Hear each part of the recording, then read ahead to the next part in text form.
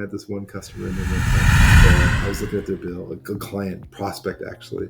And I said, I'd stop paying the bill. And she's like, you would stop paying the bill? And I said, I'd stop paying the bill. And she's like, I said, what you're paying, what I'm seeing on this invoice and what I saw at your sites is not even what you have. Why are you paying for something that's, if they can't even take the time to update your invoice, just stop paying it. And to stop getting the payment, ask them, when are they going to update the invoice? She did that and they fixed the invoice in 1 week. Like she told them, I'm going to stop paying the invoice until you guys fix it. And it was just stupid stuff, calculations change, cloud services change, internet bandwidth needs change.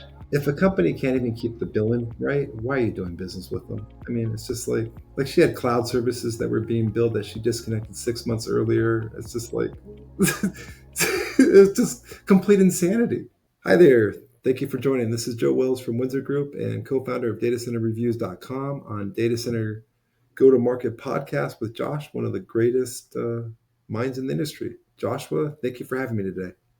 Hi, it's Joshua Feinberg, host of the Data Center Go-to-Market podcast. I'm thrilled to be welcoming a very special guest today. Joining me is Joe Wells, who is with Data Center Reviews and Winsor Group, headquartered in Quad Cities, Iowa, and West Coast, based in Tucson, Arizona. Joe, welcome to the podcast. Thank you, Joshua, and thank you so much for having me. What you've been doing over these past 5+ years is just absolutely amazing, bringing clarity to the data center space and helping people understand it's not an easy task. No, and it's very much a moving target, especially for people in marketing and sales and account management roles and the client-facing roles. Yes, it is. And I hope we talk about that today. I would love, some people consider me a mentor. I've worked with a lot of salespeople over the years, even the current ones I'm working with at Winsor Consulting Group. Always appreciate the advice I give them. And this data center space that we're in today, there's no playbook anymore. It's changing every day, and it's tough to keep up. It seems like as good a place to start as any when you sit down over breakfast or coffee with someone that is thinking about trying to replicate what you've done in your career. Maybe they're a teen in their early 20s, maybe they're even younger. Maybe it's a friend of family's son or daughter who maybe they're in middle school thinking about high school. And, when you go into high school, they start thinking about these career academies and what you're going to do for applying to college. What do you tell someone that's heard a little bit about data centers? They don't seem like they'd be terribly interested in the technical careers. You don't see them being a software developer, an engineer, but they're super curious about these client-facing roles. Well, I also run a group called Techners Unite, and I tell people every day to get into the business. And before I talk about data center, get into the business, let's talk about technology, get into the business. So technology is changing every day. Whatever people are learning in college today might help them with a foundation that they can get something done. But there is a constant learning curve. You have to constantly be learning what's going on in technology.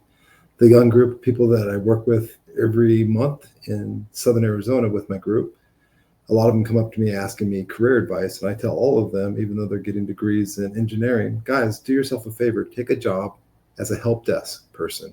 You're going to learn more about technology, talking to all these people that don't understand technology, and build a really good cadence. 6 months later, you can go get that engineering job you want. But to know the foundation is important.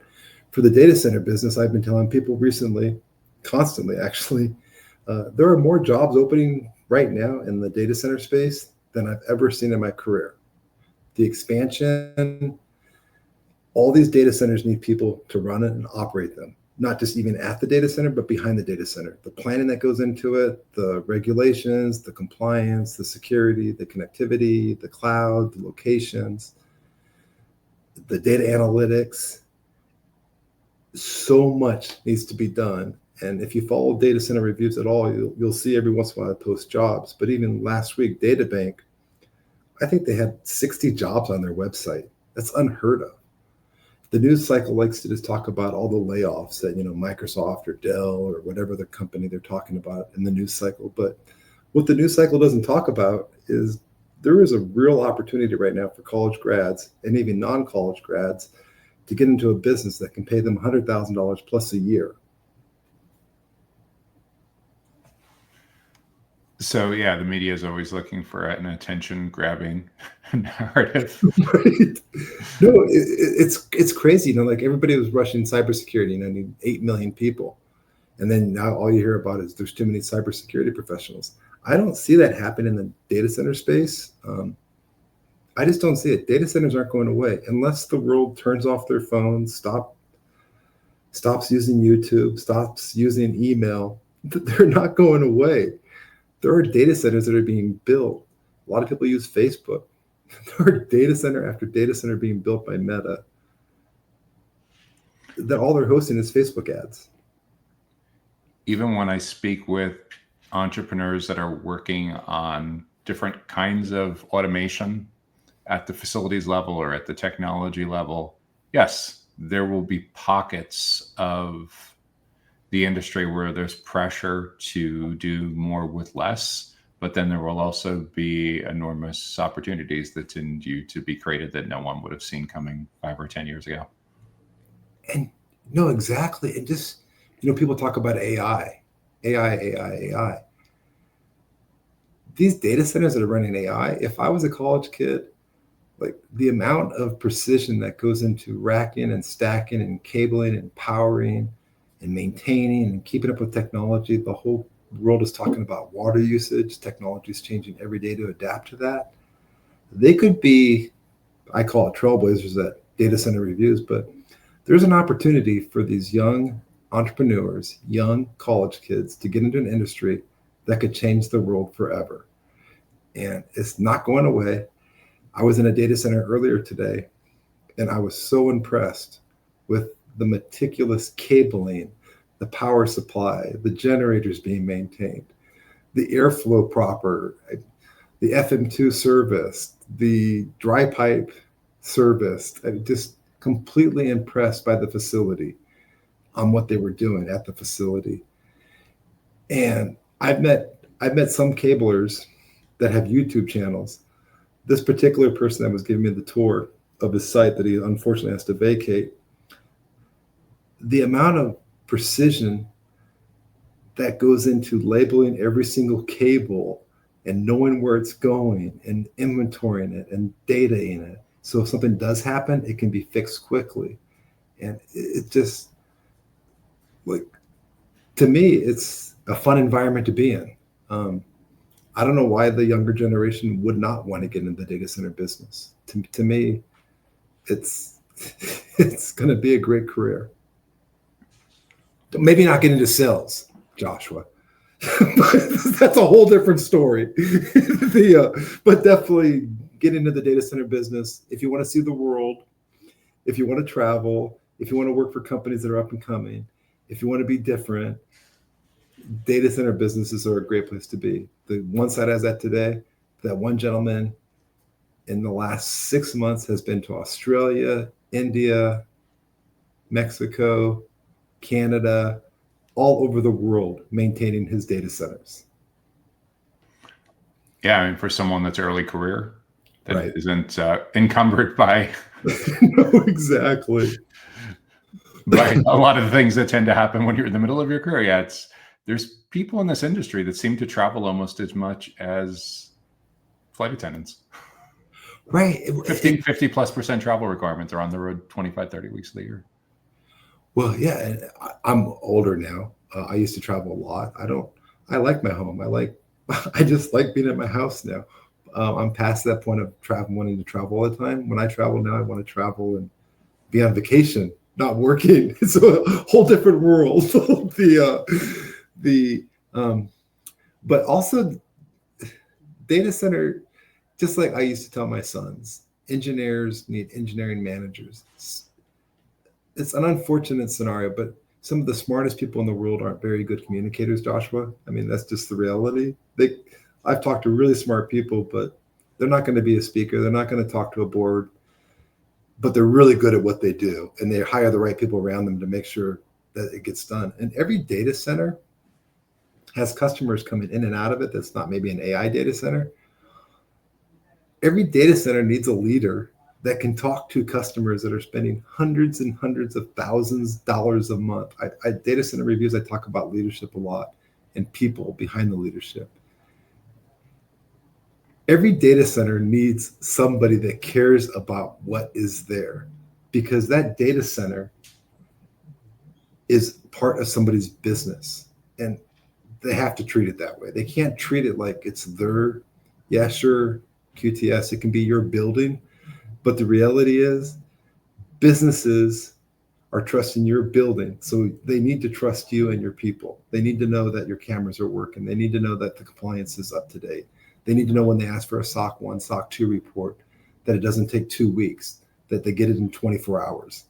Stuff like that's important. And I think that's where a lot of people don't understand. I meet a lot of data center managers just because of the career I'm in. And there are some great ones and there's some really bad ones. And I hope some of the bad ones go away, but the great ones, they get it. They get that when a customer walks into that building, and Winsor Consulting is a customer of a large data center owner and operator, but we also own and operate our own. When I walk into that building that we lease a lot of space from, the data center manager always puts a smile on my face, always says, "How you doing, Joe?" Knows me by name. "How can I help you today?" You know, just a constant, "I'm glad you're here" attitude. Does that make sense? Oh, absolutely. And when you talk about the technologists and the engineers that want to be more behind the scenes and have someone be the face of the company, do the client-facing roles, it gets to a really interesting thought path. I've been around this space for about 12, 15 years now, and I've seen a fair share of marketers and salespeople that don't just leave their employers, but end up leaving the industry. And some of them go into real estate way outside of the data center industry, like residential or commercial. Some of them go to work for SaaS companies. Some of them do something completely altogether. And I can't help but wonder if for an industry that's been complaining for almost a decade now about chronic labor shortages, why there isn't more done with lateral moves. We're saying, you know what, this person was only mediocre as an SDR and AE. They missed quota more than they made it, but they've been with our company 3 years. They understand the industry really well. They have phenomenal communication skills. Why aren't we repurposing them into one of these other parts of the company where their soft skills would be incredibly valuable and there's no revenue expectations? I don't know. It's one of these things. No, it's so true. I had this SDR one time. I hope she doesn't watch this podcast. But she was the most amazing person in the world. Just amazing person. An SDR job is really hard. If somebody doesn't knows what an SDR is, it's a sales development rep. It's somebody that, is maybe not if your company doesn't want a bot on the website, they're the one actually talking to you. They're taking the initial calls that come in. But she was a really great person, really friendly, but she really struggled because she didn't understand some of the questions that people would ask, and it would always frustrate her. And I'd always tell her, I was like, all you got to do is say, "I really appreciate all the questions you're asking. I don't know the answers, but I have great people on my team that can answer all these questions. If you don't mind, can I just please set up a meeting with you?" Like, I used to tell her, don't try to answer the questions. Just give it up, move it away. And she said, "No, but it's my job to get the appointments." And I said, "You'll get more appointments if you're honest with people than if you try to lie to them about something you don't know. Just be upfront with them." Well, I don't know, maybe 6 months into it, she was trying, and I called her to the conference room. I said, "Hey, I love you to death. You're doing just a great personality. I can see you don't like your job. Let's find you something that you do like. Do you like the industry? Do you like working for us?" And she says, "I love working for you." I said, "Let's find you something different to do because you don't want to do this." She says, "No, I don't want to do this." I was like, "It's all good. It's a tough job." Yeah. And people need to do that. I was at a data center up in Phoenix. And it's just, I saw this guy pushing a server, there's these server lifts, and he had a broken arm. And I'm touring with a customer. You're laughing, but it's just like, when I talk about people and how people treat employees, I don't even know if it was OSHA. He should have not been operating a server lift. It's just bottom line.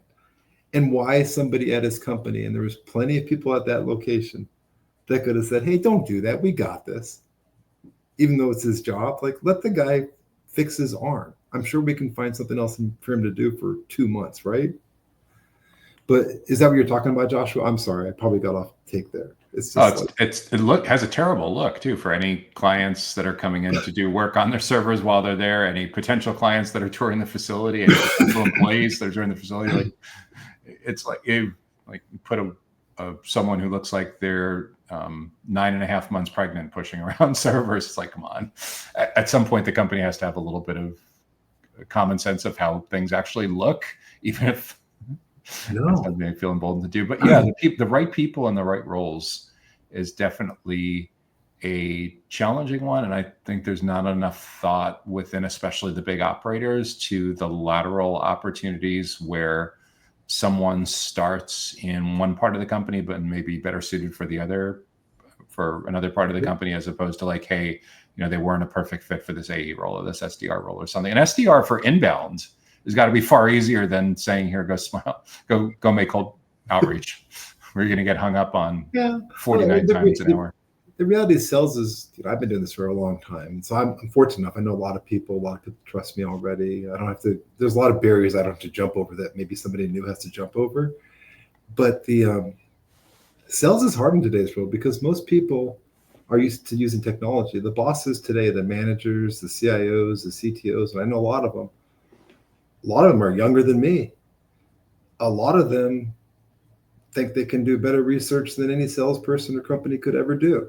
Like, they don't believe that you bring anything to. Sometimes I think they. Sorry, salespeople, but I think I would say at least 50%, Joshua, and correct me if I'm wrong,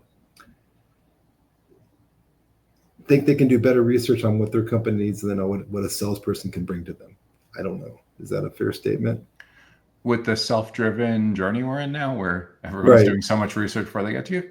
Correct. To a certain degree, I think it ups the ante tremendously on the type of candidates that are being hired. I think it puts a lot more pressure on the employers to make sure that they're hiring people, even in sales, that are continuous lifelong learners, with creating an environment and a culture that encourages that to happen. And there doesn't even really need to be a huge budget. Like when people push back and say, well, my employer doesn't want to send me for this training, or when I go to conferences, they want me to be networking and building pipeline as opposed to going to class. I get all of that, but I also get that with YouTube and podcasts and LinkedIn Learning and all these courses, that it's free or almost free. And a lot of the excuse for not having time is really just finding the time. And if someone's commuting into an office, if they're spending 100 hours a year on business travel, if they're spending 100 hours a year at the gym, there's pockets of time where they can be listening to these courses and podcasts. I always point out the obvious to people, that you don't need to actually be able to watch the screen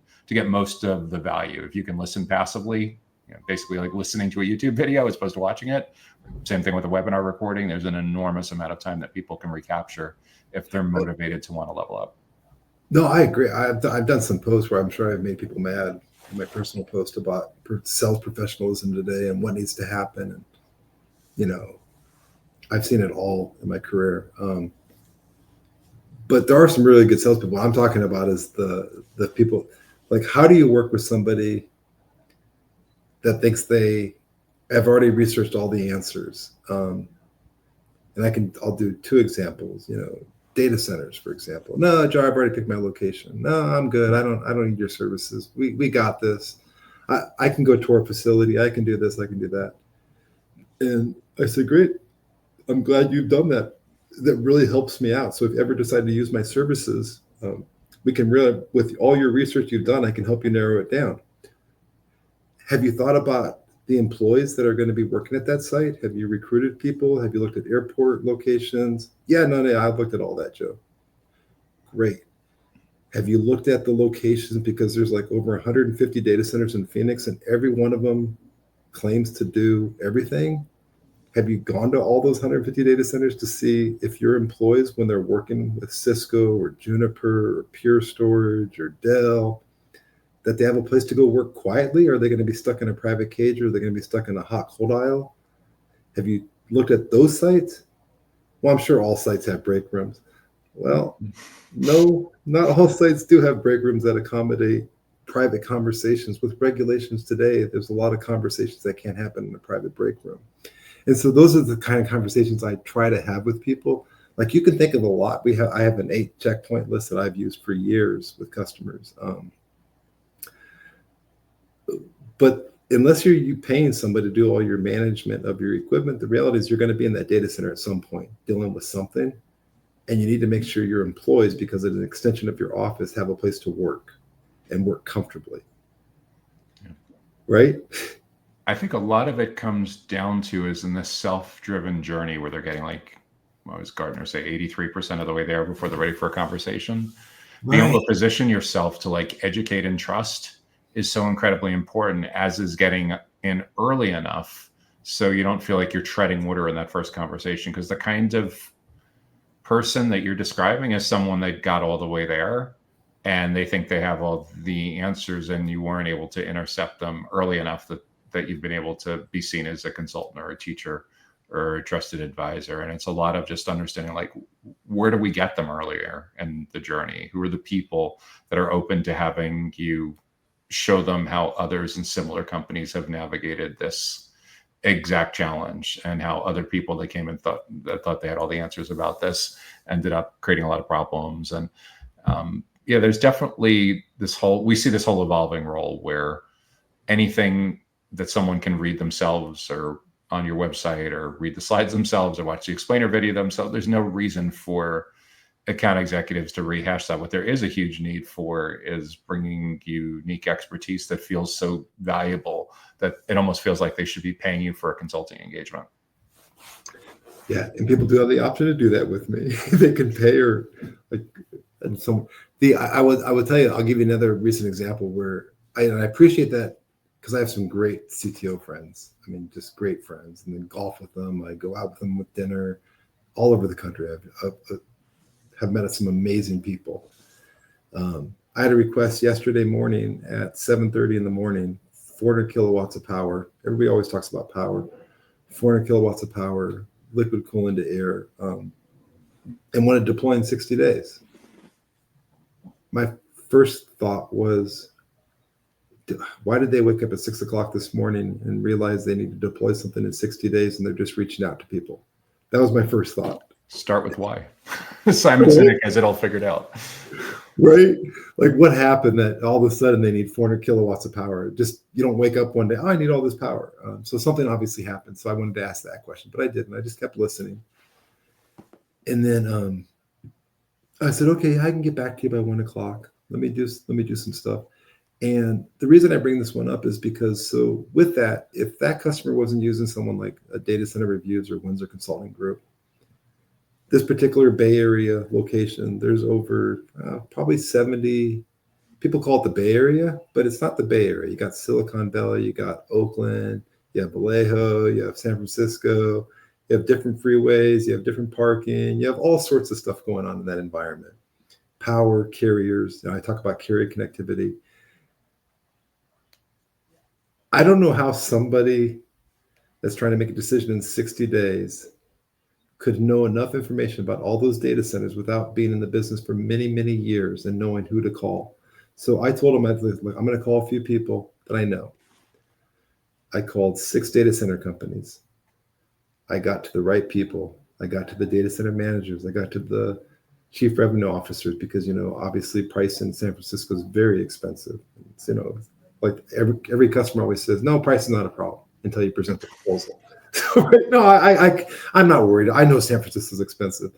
Okay, I'll keep working on this, but you're going to be surprised. Are you sure you don't want to go to Ohio or Texas or somewhere else? No, I want it to be San Francisco. Okay.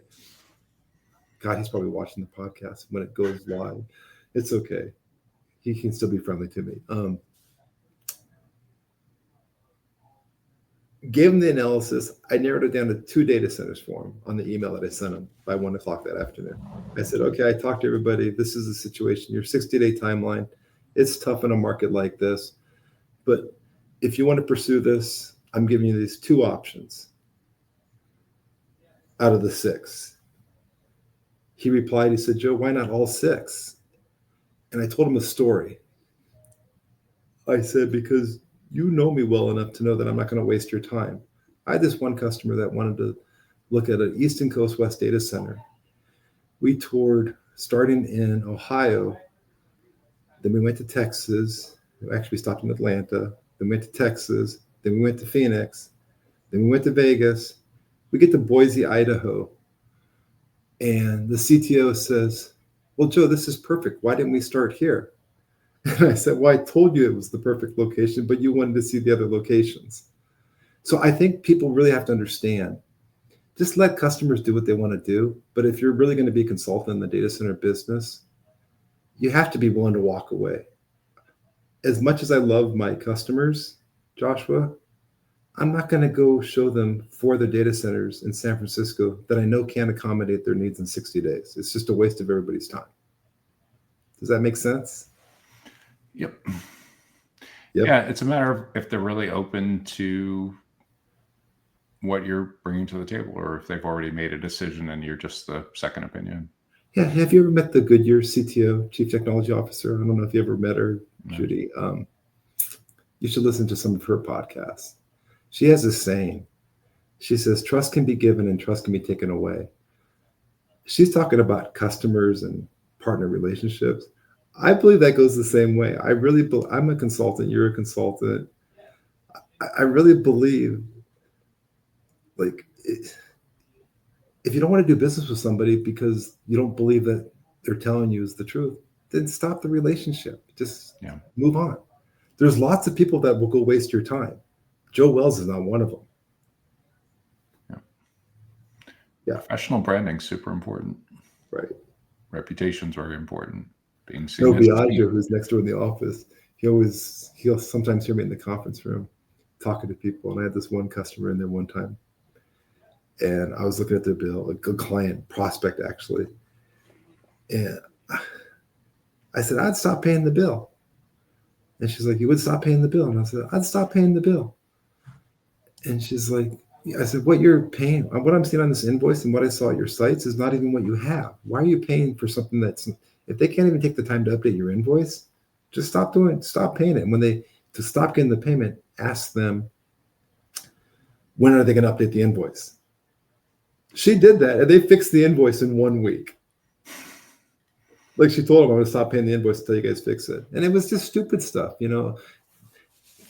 Calculations change, cloud services change, internet bandwidth needs change.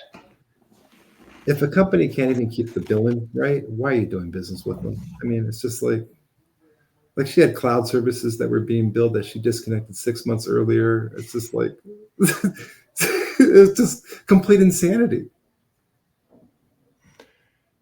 With all that in mind, what do you think is the biggest mistake that people are making when they're looking for colocation space?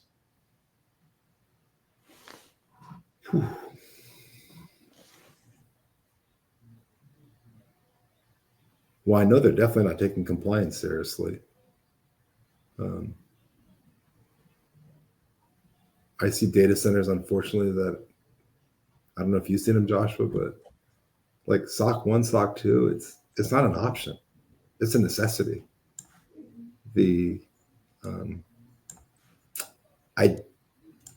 So I would say they're not taking compliance seriously. And I think this is the extension of their business. I don't care if you're spending $1,000 a month with the data center provider or $1 million a month with the data center provider. I think the executive leadership team can find 5 or 10 minutes on the calendar to introduce you to the company, or at least put a face with you. If your sales rep you're working with or your VP that you're working with can't get you that 5 minutes with a leader of a data center company, any of them, most of them have 8 to 10, I wouldn't do business with them. Yeah. That's me. Or at least the manager of that facility. Or just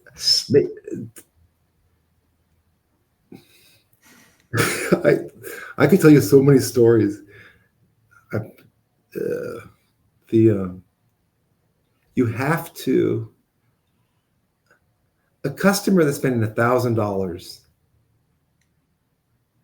their business, they're moved into your data center because they want to do what's right for their business. They want their business to succeed. Maybe they're only a $10 million business annually.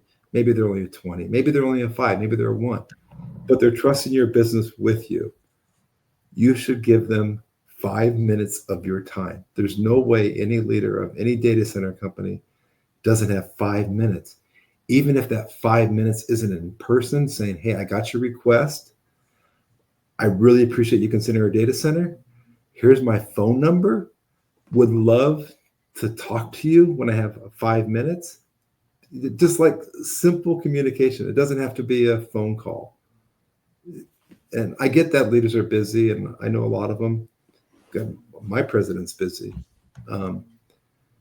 But I think there's this funniest video I saw about all the people that get into the data center business that are real estate investment companies, which is fine. Data centers need their money. That's the reality, right? But I just hope that they start realizing that there's real businesses and real dreams of these businesses that are trusting them with their business, and they should treat it that way, not just an invoice number. Does that make sense at all, Joshua? Oh, yeah. It sounds like from what you're saying across the board is they'll spend the time when they perceive it's a big enough account, but they're unwilling to spend any time when they perceive like they're doing the client a favor by having them in the facility in the first place. I can't get some companies to respond to my request for 5 cabinet customers. It's pathetic. Yeah. I think this is part of the reason why there's a polarization where people that have tried one of the biggest providers and had a bad experience go all the way to the other extreme, where they want to go on the tour and they want the tour to be done with the CEO, which Right. Is very practical for a colo provider with a couple dozen employees, completely impractical for a national data center REIT, especially if you're a small, medium-sized business. So like, is there an opportunity to introduce them to someone from the leadership team? Probably at the minimum, the site manager, the data center manager for that particular location, or some of the engineers that are there. But yeah, it's a challenge of how do you give the right level of service in a one-to-one fashion. And then I even see a lot of the operators that are shedding lines of business where they just don't like the unit economics anymore. And they've determined that it's either going to be self-sign up and self-onboarding, or they just don't want to be in that business. And it makes sense financially, you know. If you talk experience, even Joe Wells 25 years ago, in today's marketplace is an expensive hire. No, well, it's the if you talk to some of my customers, and I'll send you some of them, you can call them and interview them. One of my requirements, I talk about service and responsibility, like it's before anybody signs an agreement, if that company won't give you a service escalation list, you're not signing the agreement. So when the salesperson calls you saying, hey, why haven't you signed this agreement? Well, you haven't provided me the service escalation list I asked for 2 weeks ago. Like, of how it's going to go from the knock to on up if there's problems. Yeah. No, I mean, you and I have talked about... The Data Center Go-to-Market podcast is sponsored by DCSMI, elevating the role of sales, marketing, and go-to-market GTM professionals in the growth of the data center industry. To stay informed about upcoming episodes, make sure that you subscribe to the Data Center Sales and Marketing newsletter on the DCSMI website that can be found at www.dcsmi.com. Again, that URL is www.dcsmi.com.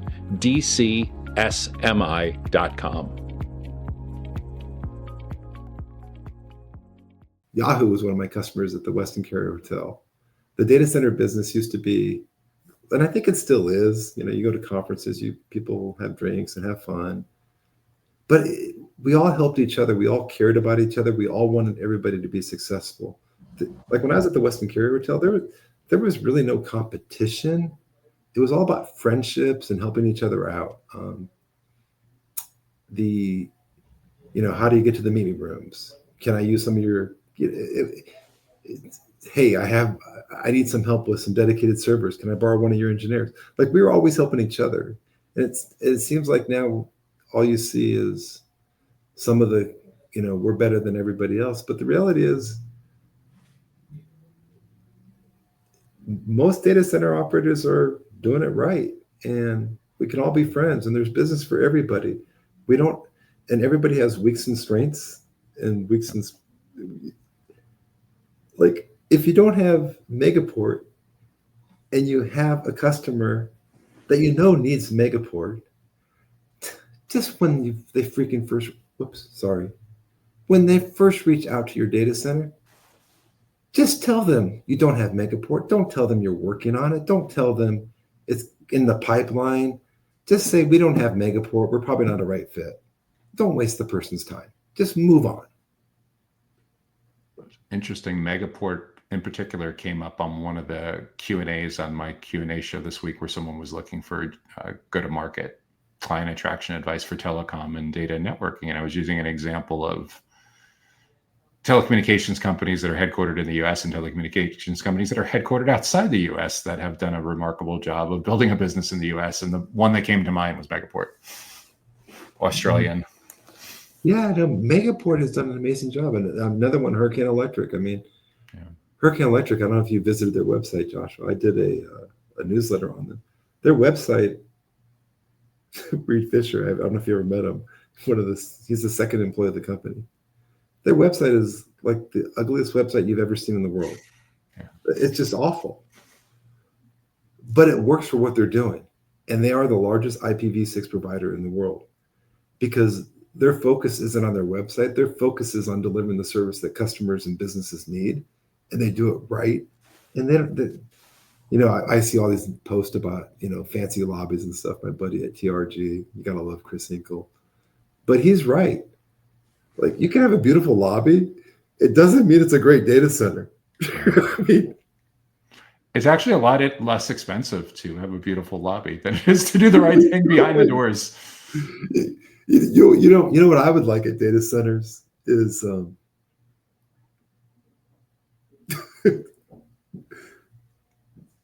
parking with shade, especially in Arizona. I go to these data centers in Arizona. It's like, how do they not have shade at these data centers? It's like, you get back to your office building. If Class A office buildings can figure it out, if co-working spaces can figure it out, these are some of the least expensive things that they could possibly do to invest in the facility to improve customer experience. Yeah, they built some of these cabinets have $15 million worth of equipment in them. Some of these UPSs, it's like, take $1 million and go put shade in your parking lot. So when I come back out of your data center with a customer tour, we're not doing this on the steering wheel. Yeah. Sorry. Yeah. I know you're in Florida. Maybe that doesn't happen in Florida. So. About 4 brutal months. We're in the middle of months. Get around Halloween, it starts to usually cool off. Sometimes it takes to like the second week in November. Unfortunately, it takes about another 4 to 6 weeks for the oceans to completely cool off after that for the things to dip. But there's a weird pattern that happens too, where the stuff that comes from Africa stops sometime in mid to late September, and then it starts in the Gulf and comes the other way. But yeah, we're very used to the. Are you a scuba diver? The remote? No, I don't scuba. The remote starts on the car. They're a really big deal. Like, if you can press the button on your fob to put the air conditioning on, even 5 minutes before you get in the car, it makes a difference. A huge difference. Yeah, I got to get one of those. I live in Arizona. I love Arizona, though. I lived all over the place, actually. But I was in Arizona, then I moved to Seattle. I lived on a place called Bainbridge Island, Washington. Beautiful, beautiful place. Right out of Seattle. Took the ferry to work. But I'm a horizon guy. You're driving, anywhere you drive, all you see is big trees. And when I bought this house in Tucson, the real estate agent's like, no, you don't want this one. It's old. And I was like, no, I want this house. I don't care how old it is. He's like, no, you need something nicer. And I was like, why? What's wrong with this house? And I fell in love with the house. It was built in 1970. It's fine. Houses didn't used to be 5,000 square feet. I'm happy with 20 square feet. It has the most beautiful view of the city. And I live outside in Tucson. It has a pool, everything I need. And that's another example. When somebody doesn't listen to you, I literally was telling my real estate agent, no, I want this house. And he kept trying to talk me out of it. I was like, He didn't ask me, well, why do you like this house, Joe? He didn't ask me, you know, what's making you move back from Seattle? You know, all the questions as somebody who's a salesperson, I'd be asking, like, had he asked me, I would have told him, I like this house because it has a view. And for the last 7 years, I've been looking at nothing but green trees. I want to be able to see past my 50-foot radius when I'm driving or sitting somewhere. I like this house because it has outside living up in Washington. I had a beautiful backyard, but you couldn't live in it because it was sprinkle half the time you'd start a party. It was like, okay, everybody inside. I was like, oh my, I mean, I can't tell you how many parties I started in Bainbridge Island and had to bring everybody inside. It's like, great, it's a beautiful yard. People ask when I moved away, why did I move away? I always tell them the story. The neighbors next to me, it rained for 49 days straight. If we got to 52 days straight, it was going to break a record. And they were rooting to break the record. And I looked at them and I said, are you guys crazy? We've been wet for 50 days almost, not nonstop rain. I want it to stop raining. I don't care if we beat a record. But Seattle's beautiful during the summer. And I always tell people, come, you always visit me in the summer. Come when it's October and it's dark at 3 p.m. and your kids are crying because they can't go to the park. So yeah, no, it's a different world. Have you ever lived in Seattle, Joshua? No, I've only been there a few times back when I used to do work for Microsoft. So I know that has nothing to do with data centers or this podcast, but oh well. Yeah, I remember being very fortunate that it didn't rain much when I was there, but yeah, I was told I was very lucky that it didn't rain much when I was there. No, it was very, but I will bring back Seattle to the Westin Cary Hotel, and I think they fixed it now. So back in 2000, have you ever been to Fisher Plaza? It's down the monorail line, about 3 miles from Westin Cary Hotel. They built this beautiful data center in the Como 4 facility, which was the news broadcaster. And even then I was kind of wary of things. And Westin Cary Hotel was all worried because Fisher Plaza was going to take all their customers. I kept telling them, what are you guys talking about? Why would people move into Fisher Plaza? It's awful. And they said, no, Joe, it's a beautiful building. I was like, have you guys been over there? Like, no, we can't go over there. They're our competition. I was like, what are you talking about? We're all friends. Let's go over there and I'll give you a tour. And so we go over there and I'm giving them a tour and a beautiful meet me room, beautiful everything, beautiful, just beautiful. And I said, hey, can we go see the helicopter on the roof? Did I ever tell you the story, Joshua, when we pre-talk? No? Okay. And they said, yeah, let's go check it out. I said, yeah, it has a beautiful view of the Space Needle. You guys got to see this. It's like one of the most amazing views. You see the view from when you're in the Space Needle? You want to see a view looking at the Space Needle at the same height? This is the place to do it. So we go up on the roof and we're looking at the helicopter and they're like, oh my God, this is an amazing view. And I look at the guys that own Fisher Plaza and said, hey guys, just out of curiosity, where's all the fuel for these helicopters? How do you fill them up on this building? You know where all the fuel was, Joshua? Right on top of the data center. Right. Yes. Below it, actually. And it was funny because they knew what I had just done with that question. And they said, oh, helicopters never crashed. I don't know if you saw the news about 10 years ago. The Como 4 helicopter crashed into that landing zone. And so the good news is they got smart. They moved those fuel tanks, so they're no longer there. So it's probably a fully occupied building. But if Fisher Plaza ever watches podcast, please tell us the fuel tanks are no longer underneath the data hall floor. That would be good to know. So sorry. I don't remember where this bit of related history came up, but I remember the Pan Am building that's been the MetLife building now for decades in Midtown Manhattan used to have a helicopter shuttle that in the age, I guess in the 60s and the 70s, in the golden age of flight around the time The Catch Me If You Can was filmed, it used to be able to take a helicopter from the top of the Pan Am building in Midtown, 42nd, 34th Street, somewhere around there, to like JFK. Eventually, over time, long decades before they had to worry about terrorism, and they just came to the natural conclusion that this was not a very smart idea. It's crazy. Yeah. No, but the No, but you keep up the great work, Joshua. Keep doing what you do. Between you and me, and I guess the whole world now, I plan to stop doing what I'm doing in the next 5 years. I'm ready to call it quits. So this world of data centers has me for at least 5 more years, and then I guess maybe if people want to invite me to conferences, I'll keep going and do that. But it's been a 30 plus years now. It's been a long time. Where do you think we're headed next? What do you think data center sales is going to look like 2, 3, 4 years from now? What advice would you give to someone that's like mid-career, yourself 15 years ago, that seems a little burned out, that's trying to reset and get back on track?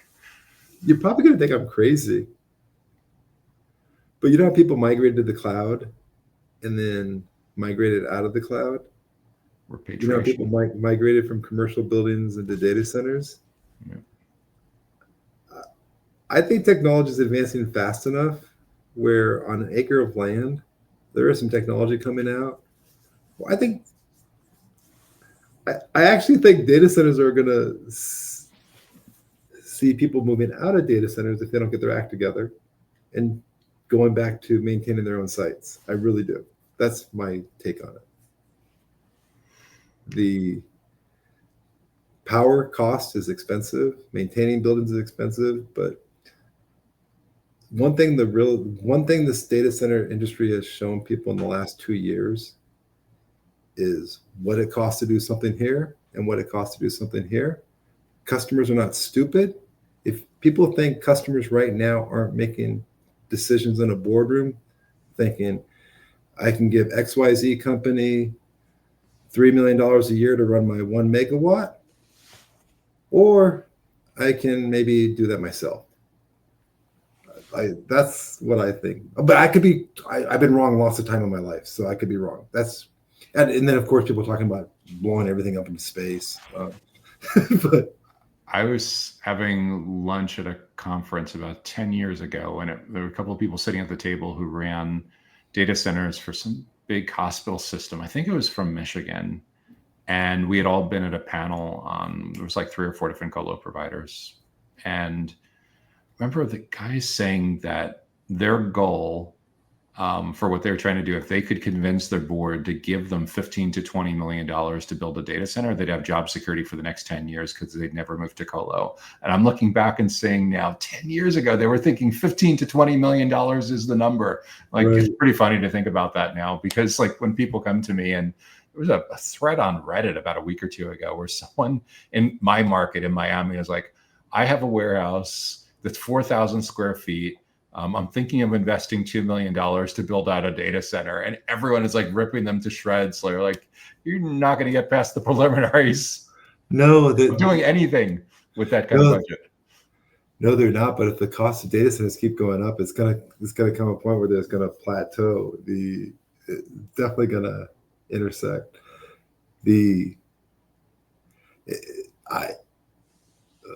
I guess what. I believe the data center industry is not going away. I believe technology is advancing so fast. Like Project Blue in Tucson, Arizona. I was telling all the legislators, it's never going to happen, guys. You guys worry about things that aren't going to happen. And then City of Tucson killed the project. And I was like, the project's not dead, guys. I don't know why you like. And sure enough, I think yesterday in the news it announced, Amazon, AWS is going to use new technology not to use as much water. Of course they are. Is Amazon $1 trillion company yet? Pretty close, probably, right? The full company or the AWS? Yeah, AWS. The full company. It's getting there. It's getting there. The amount of money to solve technology problems in our space today, I don't think data centers are going to look the same. And I don't want to say the company name because I don't want to get in trouble under NDA. But there is some technology out there that is really going to change the conversation in the 1 megawatt to 5 megawatt space in a very small footprint. I didn't tell you about that customer up. One of the funny things was when I was calling the 6 companies, I told every single one of them, each cabinet needs to support 125 kW.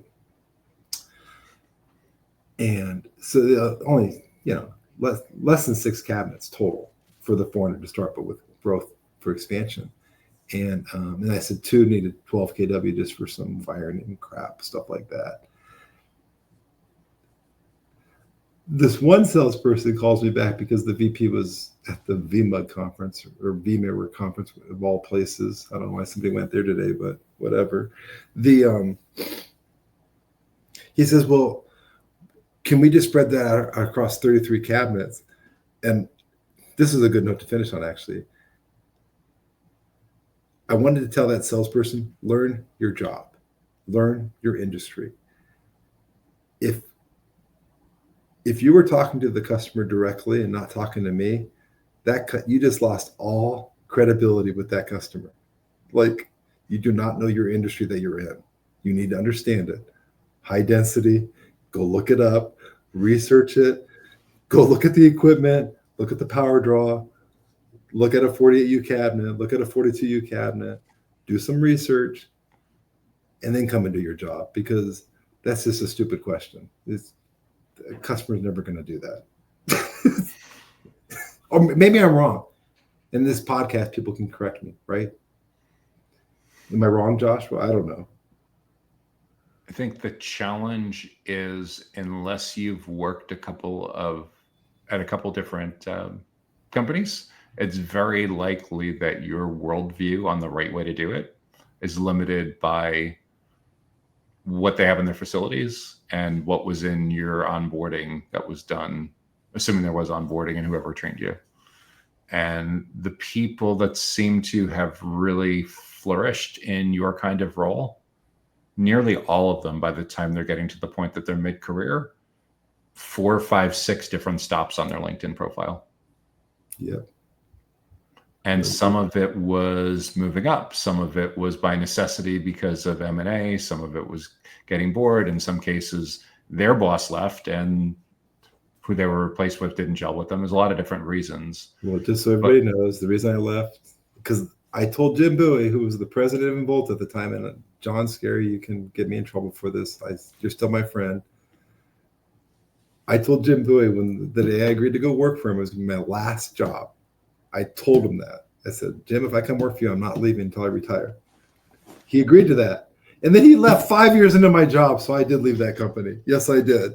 That sounds like baseball player shtick, where the baseball player gets a strong enough resume, they've been to enough all-star games that they're going into free agency, and they're 28 years old, and they want someone to give them a 12-year contract. And they're statistically saying, like, at your position, nobody makes it to 40 without their body breaking down. You'd be lucky if you get past 35. So this is all the stuff that goes back and forth with deciding whether they're going to give them the lifetime contract for them to have all their playing years left on that team, so they retire on that team. So I should have got a contract from Jim Buie before I agreed to taking the job.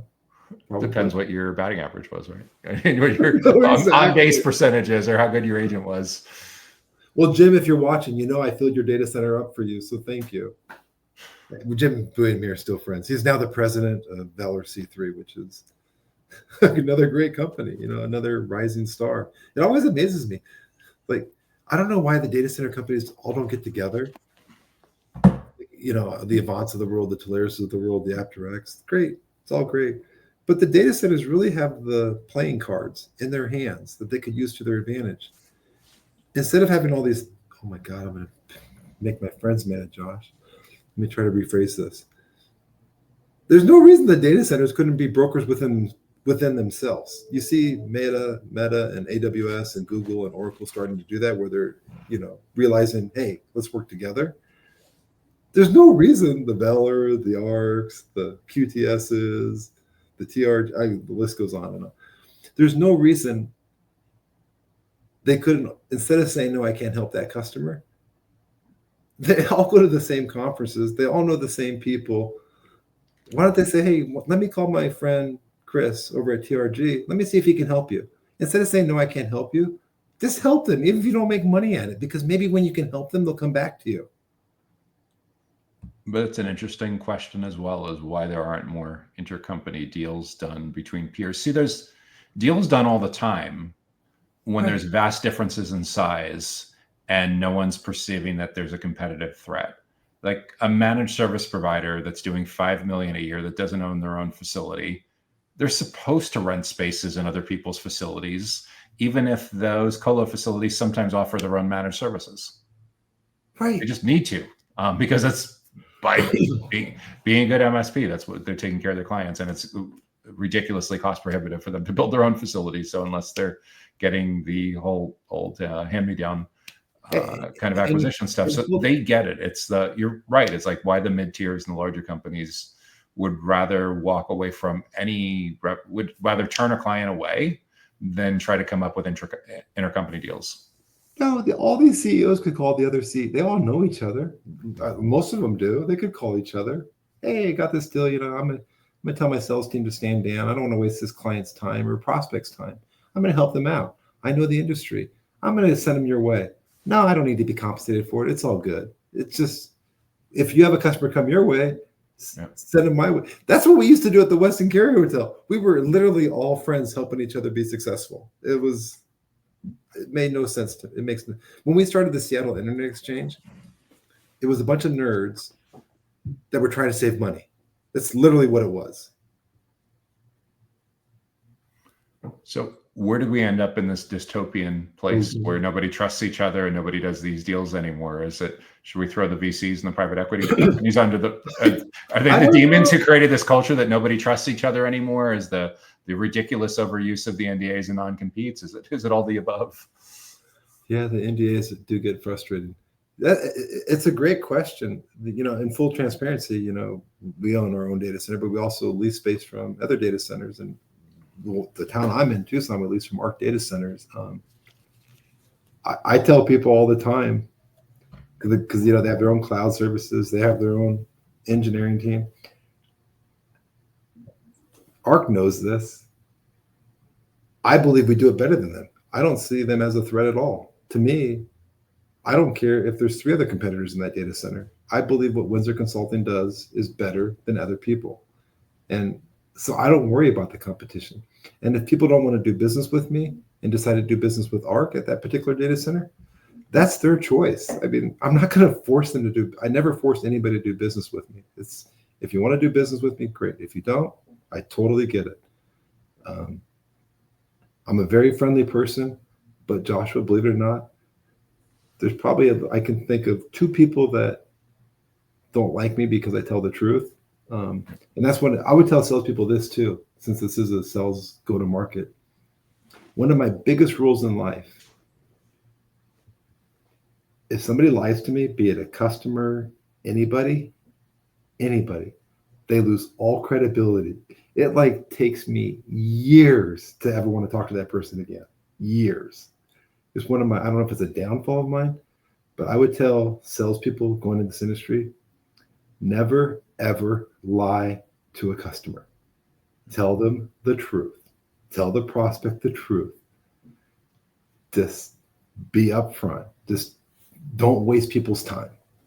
Don't, if you're not going to get a better price than you've already presented, tell them that. Hey, we don't play this game at used car dealers. I know from people that own used car dealerships, I'm not going to say that. The price they presented is the right price. I don't know why people think there's a game when it comes to power and price. I can show you my electric bill at the data center. This is what it costs. This is what people's cost. There's salaries. This is the price. And I don't, people say they shop on price, but and then trying to speed up cycles in the sales process, I would tell salespeople, I guess we could end on this too. Oh my God. There's so many great sales trainers out there. If you do your job right, you're going to know when that customer is ready to sign that piece of paper. There's no guesswork to it. If you literally did your job right, you could literally look at your manager in the eye and say, hey, this person is not going to sign or they are going to sign. But I think most salespeople do, Josh, when you'd agree with me. They lie to their managers, because I used to have lots of salespeople report to me and they say, oh, yeah, they're going to sign it next week, Joe. Really? Why? Great. Joe, if someone wants to reach out to you, is LinkedIn the best place to start? LinkedIn is definitely the best place to start. I don't know what to do. How do you manage all your phone calls and all your texts and all your WhatsApps and all your? I mean, it's. Oh, I started gating it. Otherwise, I'd be doing more free consulting than the Service Corps retired executives at some. It just got ridiculous. Well, I will say this. I'd be doing 50 or 60 free brain picking things a week if we didn't turn it off and either gate it or it's like not enough hours a week. I'm just so nice to people though, and so I feel bad if I don't respond to all the LinkedIn messaging that I get. But just so the world knows, if you message me, the easiest way to get a hold of me is actually go to datacenterreviews.com or send me an email. And everybody has tool sets to find that. And I'll just tell you my email I look at all the time is jwinsorgroup. jwells@windsorgroup.com is the email I look at all the time. It's on my phone. It's on all my devices. It's my email to go. If I don't respond to your LinkedIn message, it's not because I'm ignoring you. It's because I'm trying to figure out how to respond to your requests. And so sometimes I used to be able to respond to requests within, 5 minutes, 6 minutes, 7 minutes. It's taking me sometimes 24 hours to respond to all the requests. Joshua, does that make sense? And I'm not trying to be rude. And people say you can use a bot. I'm not a bot person. If I start responding to LinkedIn messages with a bot automated message, that's not who I am. And I'm not going to do it. Actually, LinkedIn message box is the last place to try to introduce automation. LinkedIn has a very short fuse with third-party tools that they don't like. And if you think about how many decades it took to build up your profile, when I've seen people use automation tools, the suspensions usually come pretty quickly. Well, and I've noticed with the people that use them, if I don't respond with them in, 6 hours, I get another message from them. I was like, okay, well, now I know I can just delete this message because it's not even a real person asking to talk to me. It's a bot. Yeah. Right? I've been speaking today with Joe Wells from Data Center Reviews and Winsor Group. Winsor Group is headquartered in Quad Cities, Iowa, and Joe runs the western part of that out of Tucson, Arizona. Thanks so much for joining me, Joe. Really appreciate it. Thank you, Joshua. Have a great day. You too. The Data Center Go-to-Market podcast is sponsored by DCSMI, elevating the role of sales, marketing, and go-to-market GTM professionals in the growth of the data center industry. To stay informed about upcoming episodes, make sure that you subscribe to the Data Center Sales and Marketing newsletter on the DCSMI website that can be found at www.dcsmi.com. Again, that URL is www.dcsmi.com.